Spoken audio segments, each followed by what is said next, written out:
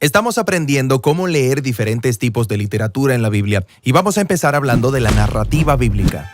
Las narrativas, en su forma más básica, tienen personajes en un contexto, pasando por una serie de eventos, y se conoce como argumento a la manera en que estos eventos son seleccionados y ordenados por el autor.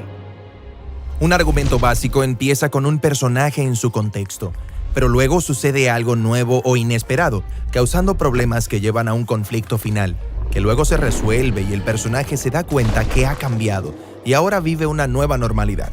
Ahora, cuando leemos narrativas, es importante entender cada escena en el contexto de su argumento mayor. Puedes hacer que la misma historia tenga un significado totalmente diferente si ignoras lo que ocurre en el argumento. Esto sucede todo el tiempo cuando las personas leen la Biblia. ¿En serio? Sí, toma por ejemplo la historia de Gedeón. Está esta escena muy conocida donde Gedeón está intentando discernir si Dios lo ayudará a ganar una batalla y le pide una señal a Dios. Sí, Gedeón extiende un vellón de lana en la tierra y pide que en la mañana el vellón esté húmedo con rocío, pero que la tierra esté totalmente seca. Y Dios lo hace. Así que, si miras esta escena aislada, ¿cuál es el conflicto? ¿Cómo puede Gedeón saber que tendrá éxito? ¿Y el desenlace? Prueba a Dios, pide una señal y averígualo. Sí. Y así es como muchas personas leen esta historia y pierden el punto completamente, porque están ignorando la trama mayor. ¿En serio? Sí, empecemos por el principio. Entenderás el contexto. La historia comienza con Gedeón y los israelitas viviendo en temor porque son oprimidos por un pueblo invasor, los madianitas. Entendido. Luego, hay un llamado a la acción. Dios envía a Gedeón a derrotar a los madianitas y salvar a Israel. Sí, parece que esta será una historia muy buena. Pero luego, Gedeón tiene muchas dudas, así que le pidió a Dios que hiciera un truco de magia, una señal para saber qué realmente me estás hablando. Y Dios se rebaja a su nivel. Les da una señal al prender fuego sobre un altar. Así que Gedeón ya había pedido una señal. Y eso no es todo. En la siguiente escena, Dios le dice a Gedeón que destruya un altar dedicado a otro Dios, pero Gedeón tiene tanto miedo que lo hace de noche. Así que Gedeón es un poco escéptico y también un poco cobarde. Luego, llegamos al momento en el que Gedeón está a punto de enfrentarse a los madianitas y todavía tiene dudas. Así que pide otra señal, el vellón. Él dice, quiero saber si tú salvarás a Israel a través de mi mano. Y Dios le da esa señal. Y él todavía tiene dudas. Así que pidió todavía otra señal, que es solo una variación de la señal anterior. Ok.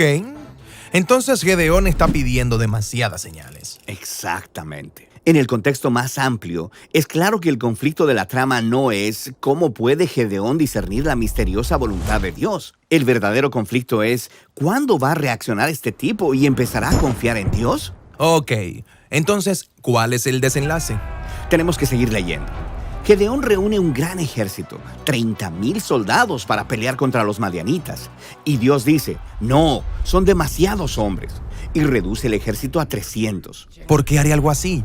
Bueno, Gedeón ha estado probando a Dios y ahora Dios le devuelve el favor. Le dice a Gedeón que arma a estos 300 soldados con trompetas y antorchas y que rodea a los madianitas de noche y haga mucho ruido en los montes. Parece ridículo, pero Gedeón lo hace. Y el ruido asusta a los madianitas y provoca un frenesí. Ellos empiezan a destruirse unos a otros en la oscuridad, mientras Gedeón observa seguro desde las montañas. Entonces, ¿esta historia no le está ofreciendo a los lectores consejos para discernir la voluntad de Dios? No, se trata del compromiso de Dios de usar personas débiles, con defectos profundos, para hacer mucho más de lo que ellos se imaginan. Ok. Entonces, las escenas cortas, como la de Gedeón y el vellón, se combinan con otras escenas que forman un argumento mayor.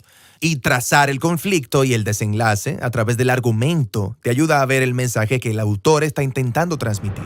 Ahora, la historia de Gedeón ha sido colocada junto a muchas otras historias que también tratan de estos líderes imperfectos y muchas veces cuestionables, llamados jueces.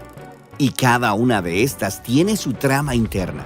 Pero luego, todas juntas forman un movimiento de la historia bíblica, el periodo de los jueces, que tiene su propio argumento unificado. Y hay muchos movimientos en la historia de la Biblia. Exactamente. Todas las historias pequeñas, cientos de ellas, encajan en el contexto de sus propios movimientos. Y luego, todos estos movimientos juntos forman los bloques del gran argumento de la historia entera de la Biblia.